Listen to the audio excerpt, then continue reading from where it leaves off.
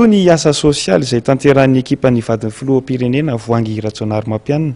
Anisan'ny hojeren'ny vadin'ny filoham-pirenena ny mponina eny Tsimbazaza sy fiadanana. Fanadidina raha antsika amin'ny vola Ravavy sy Tsira Kotoarsan. Raha nametrakolana tamin'ny fivezivezen'ny olona ny faratsian'ity Totohatra ity dia teo aloha amin'izao fotoan'izao kosa dia afa-pahasahiranana amin'ny fokontany Tsimbazaza sy fiadanana. Noho ny fanohanana nataon'ny vadin'ny filoham-pirenena voangy Ratsionaromampianina dia nasilim-panavozana ny Totohatra izay mirefy 100 metatra. Tao anatin'ny 20 andro nanatanterahana ny asa ary natolotra mponina androany. Fokontany fiadanana 3L ho an'ny vahoaka sy ny olona izay mampiasa ity lalana ity, indrindra fa ireo mpianatra.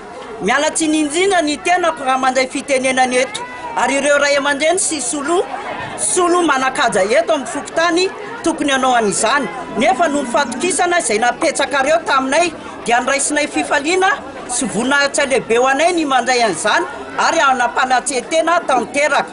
Betsaka ireo olona ankizy mpianatra ny anjera sy naratra tamin'izany.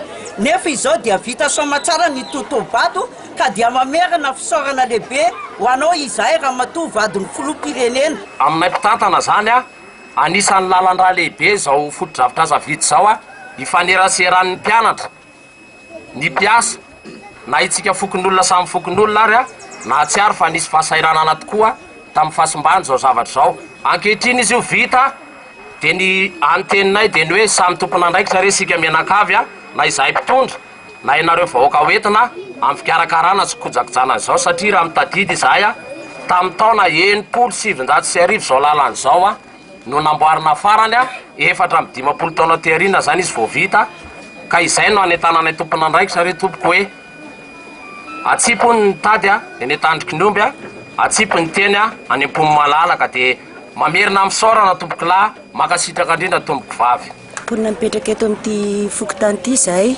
dia raha ny fihetsem-ponay tompoko dia tena faly tokoa izahay satria maro ireo mpianatra mpiasa n'olon-tsotra rehetra izay mandalo amin'ity zany ny victime amin'io lalana io na bevoka zany na zazakely zany dia maro be dia be mihitsy no efa naratra tamin'io tohatra io ka dia fifaliana lehibe ho anay zany navitan'io tohatra io ka isaoranay an'ireo tompona ndraikitra anay efa rehetra zany amin'ny fahavitana io ary indrindra tiako tsindriana eto dia ireo mpianatra zany izay mianatra amin'ny ICG dia efa betsaka no latsaka tao anatin'io tohatra io tompoko ka dia saorana lehibe mitafitafy natolotra ny vadin'ny filoham-pirenena.